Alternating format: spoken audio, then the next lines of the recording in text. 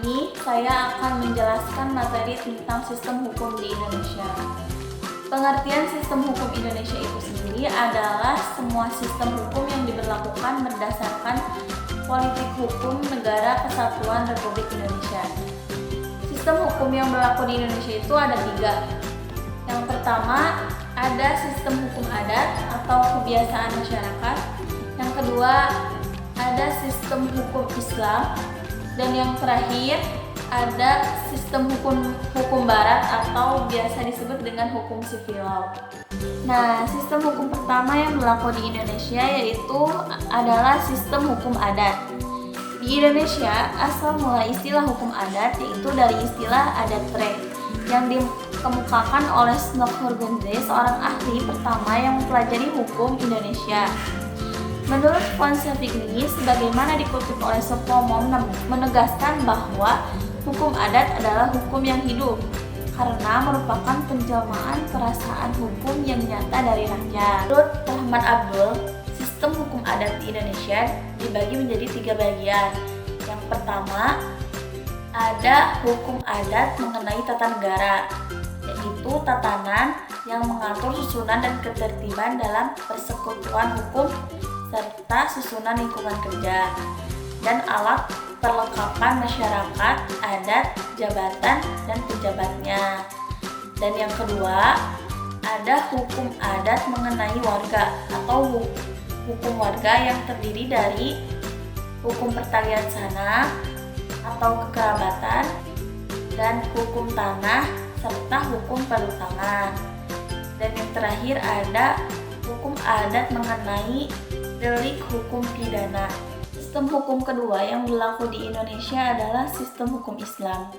Sistem hukum Islam disebut juga dengan istilah Islamic Law System atau sistem hukum syariah. Pustaka Barat menyebutnya dengan istilah Islamic Jurisprudence. Salah satu ciri khas terkuat dari sistem hukum Islam yang membedakan dengan sistem civil law dan sistem hukum common law adalah dasar hukum pelaksanaannya yang berdasarkan pada kitab suci agama Islam dan ajaran sunnah Nabi Muhammad SAW berupa Al-Quran dan Al-Hadis. Sistem hukum Islam terbagi menjadi 2. Yang pertama, berdasarkan rai atau sumber hukum yang tidak disepakati, contohnya seperti ijma, qiyas, istihsan, istihlal, urf, istihad, shad al-jara'i, mazhab sahabat, dan syariat umat sebelum Islam. Dan yang kedua, berdasarkan sumber hukum yang disepakati. Ulama sepakat bahwa Al-Quran dan Al-Hadis adalah 2 komponen yang menjadi sumber utama. Contoh beberapa peraturan perundang-undangan di Indonesia yang menerapkan sistem hukum Islam, di antaranya adalah ada Undang-Undangan Perbankan Syariah, Undang-Undang Wakaf, dan Undang-Undang Zakat, bersumber dari ajaran Islam. Ini membuktikan bahwa ajaran Islam menjadi salah satu pedoman dalam penerapan hukum di Indonesia. Walaupun di Indonesia belum sepenuhnya menggunakan sistem hukum Islam, karena penduduk Indonesia mempunyai banyak penganut agama yang berbeda-beda dan budaya yang berbeda-beda. Sistem hukum di Indonesia yang terakhir adalah sistem hukum barat atau juga bisa disebut dengan sistem hukum civil law.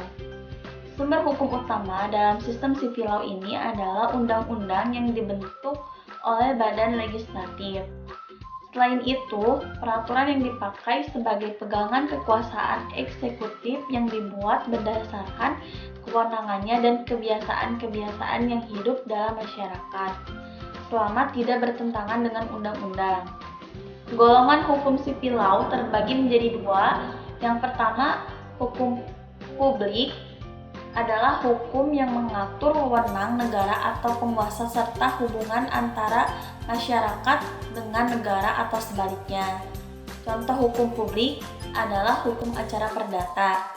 Dan yang kedua adalah ada hukum privat atau hukum yang mengatur hubungan antara individu dengan individu dalam memenuhi kebutuhan hidup. Contoh hukum privat adalah hukum keluarga, hukum perjanjian, hukum kekayaan, hukum waris, dan hukum perkawinan dan sebagainya. Dalam konteks hukum di Indonesia, terdapat contoh konkret mengenai hubungan antara hukum adat, hukum Islam, dan hukum sivilau atau hukum barat. Misalnya dalam hal peraturan pernikahan, di beberapa daerah di Indonesia, aturan-aturan pernikahan dalam hukum adat dan hukum Islam seringkali bertentangan dengan ketentuan-ketentuan dalam hukum barat atau hukum sivilau. Hal ini dapat menimbulkan konflik hukum dan menuntut adanya penyelesaian yang cermat untuk mencapai keselarasan antara ketiga sistem hukum ini. Dengan demikian, hubungan antara hukum adat, hukum Islam, dan hukum sivilau seringkali kompleks dan memerlukan pendekatan yang hati-hati dalam praktik hukum di Indonesia.